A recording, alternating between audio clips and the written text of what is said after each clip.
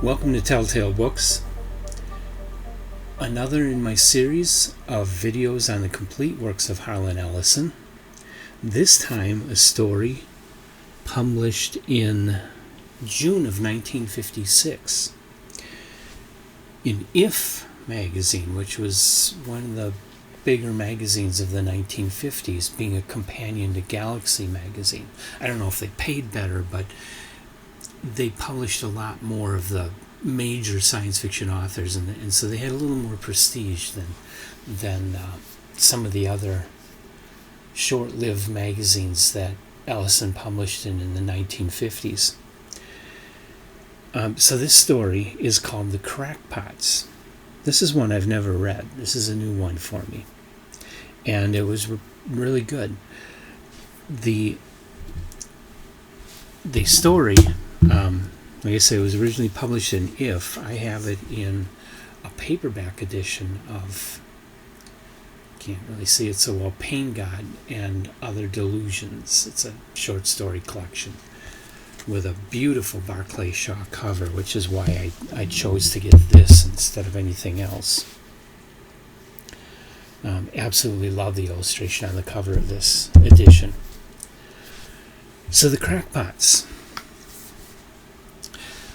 a little more involved of a synopsis here. So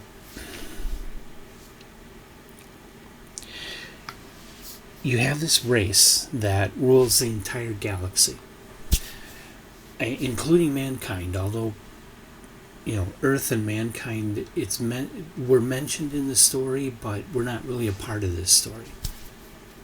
But the Kaiban rule over everything, the whole galaxy. And the planet where they originated, they've left behind all of the people that are insane. It's basically become an insane asylum for their race. All the mentally ill people are still on their home planet, and all the sane people are spread out in the galaxy managing their galactic empire. Except they have these people who are called the Watchers. They specifically go to the home world, and their task is to watch what people are doing on the home world.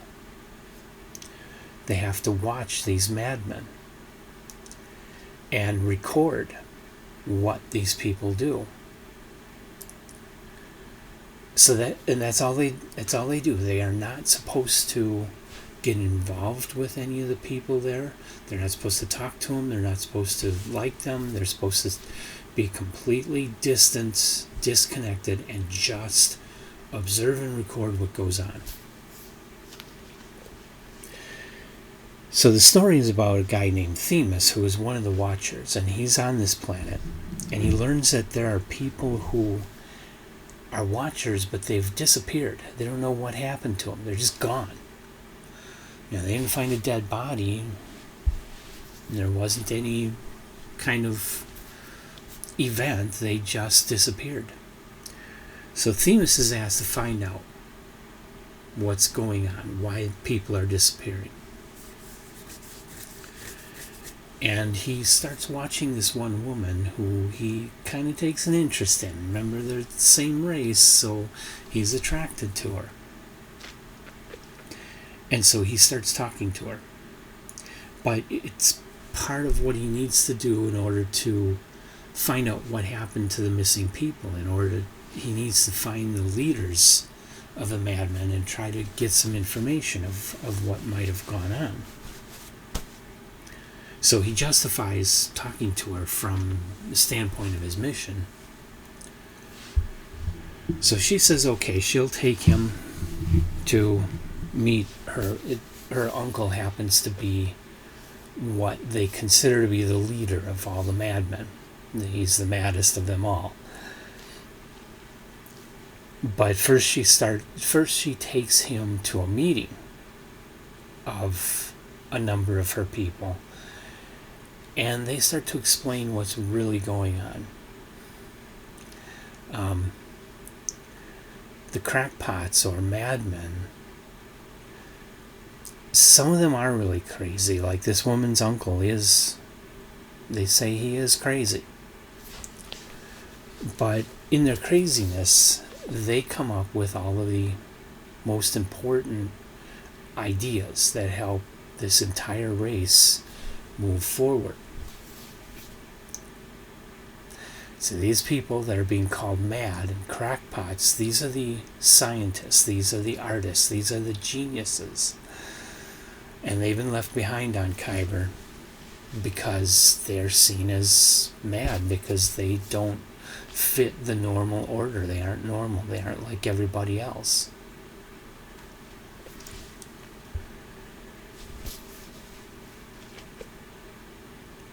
And there's more to the story, but I won't take it further. I will let you discover it for yourself. I really hate to spoil, and it's, I wish I could, because there's some things that are revealed that are important to understanding why I love this story so much. But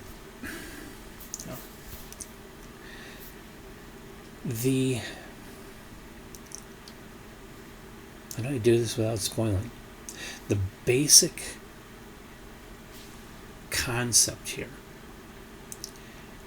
is this idea that creative people are often very different, and they are often kind of disorganized and messy.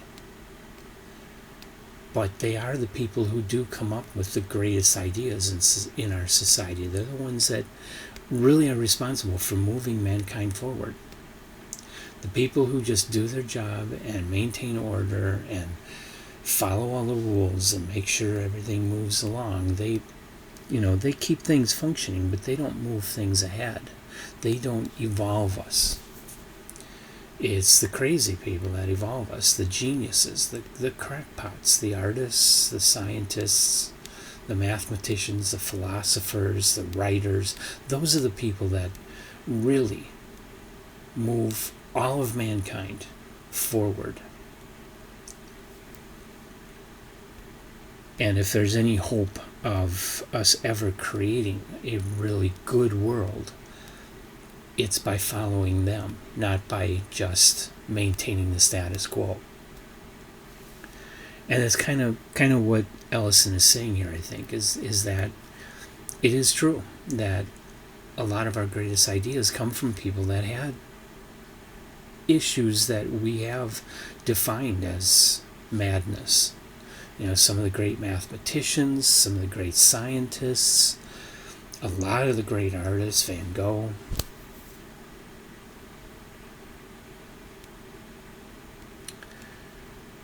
And it's sad that our society looks at things that way, because maybe they aren't really mad. Maybe they are just so far ahead of the rest of us that we can't understand their mind as being functioning and normal. We can't identify it as a normal human mind because it is so far outside of our experience. So I always say that. This story speaks to me. It speaks to issues that are near and dear to me, that I really love, that and speaks of a basic concept and basic thought that I really like. And so this story is definitely a top tale in my mind. I'm making it a top tale, whether Emily likes it or not. I think it's a brilliant story. I think it's completely readable today. I think it's very well written, got some good character, got some interesting ideas. It's not hard science fiction, so anybody can read and understand it. And I think it's probably the most literate of Ellison's stories so far.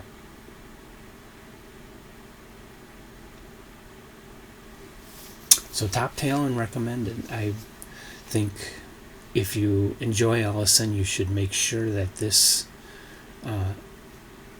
gets into your reading list. Go out and look for Pain God and Other Delusions. This was published in the early 1980s. I'm not sure if it's in print today. I'm sure you can get it as an ebook. So go get the ebook if nothing else.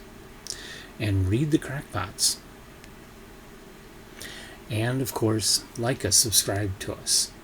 Leave comments. Tell me what you think. Have you read this story or any other Ellison stories that you want to mention? Tell me about it. Leave comments and get into this conversation. Do you like his idea or do you think it's crap? Start a conversation about the Crackpots and about Ellison in general. And come on back for the next Harlan Ellison story. We're going to get away from